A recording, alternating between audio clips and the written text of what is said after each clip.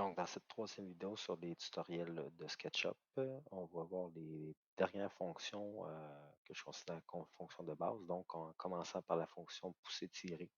Donc, lorsque je viens cliquer sur pousser-tirer, ça me permet d'aller, je clique sur l'objet et puis là, je suis capable de l'extruder et puis ou de le pousser ou de le tirer. Donc, encore une fois, lorsque je regarde, on voit la dimension auquel que je réussis à le pousser ou le tirer. Dans ce cas-là, on va faire un beau cube parfait, donc 24-24 par 24 pouces.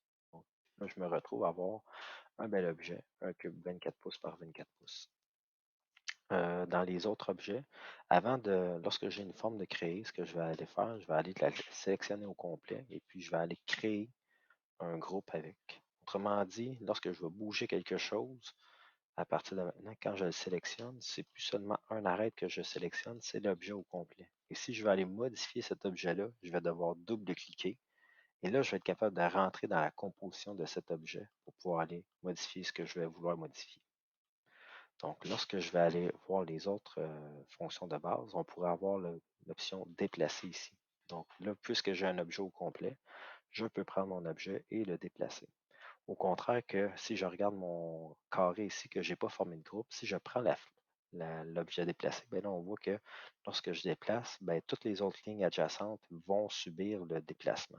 Donc, je pourrais aussi prendre juste le coin et l'emmener un peu n'importe comment. Donc, c'est là que ça tombe compliqué. C'est vraiment important lorsqu'on crée un composante, pardon, pas un composante, un objet, de venir vraiment dire cet objet-là est un groupe et chaque objet créé devient un groupe pour pouvoir l'utiliser selon ce qu'on va vouloir par la suite.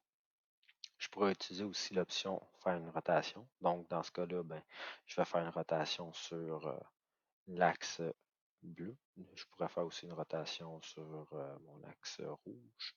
Donc, mon option pour faire des rotations. Et puis, j'aurais l'option aussi redimensionner, mettre à l'échelle. Donc, lorsque je sélectionne mon cube, là, on pourrait décider soit de l'agrandir sur différentes grandeurs, les différents axes. Je pourrais aussi décider de le grossir proportionnellement lorsque je viens chercher des cubes. Donc, ça serait la fonction de mise à l'échelle. Pour terminer, en fait, non, on va mettre deux autres petits outils. L'outil qui est le galon à mesurer. Donc, avec ça, je suis capable d'aller chercher une dimension. Exemple, je voudrais aller mettre quelque chose à 10 pouces d'un côté et 10 pouces de l'autre. Donc, j'utilise le galon à mesurer pour venir me définir l'endroit où est-ce que je vais pouvoir faire mes choses. Soit que je voudrais commencer mon point là ou bien le terminer à cet endroit-là. Donc, ça pourrait être le départ de quelque chose. Un nouveau rectangle. Dans ce cas-là, je pourrais encore utiliser la fonction pousser-tirer. On pourrait aller chercher dans n'importe quel sens encore là, le pousser-tirer selon ce qu'on va vouloir faire. Et comme dernière fonction qui nous emmène un petit peu avec toute la palette ici, lorsque je viens sélectionner la peinture, ben là, je pourrais aller choisir de peinturer selon les différents motifs qu'il va y avoir ici.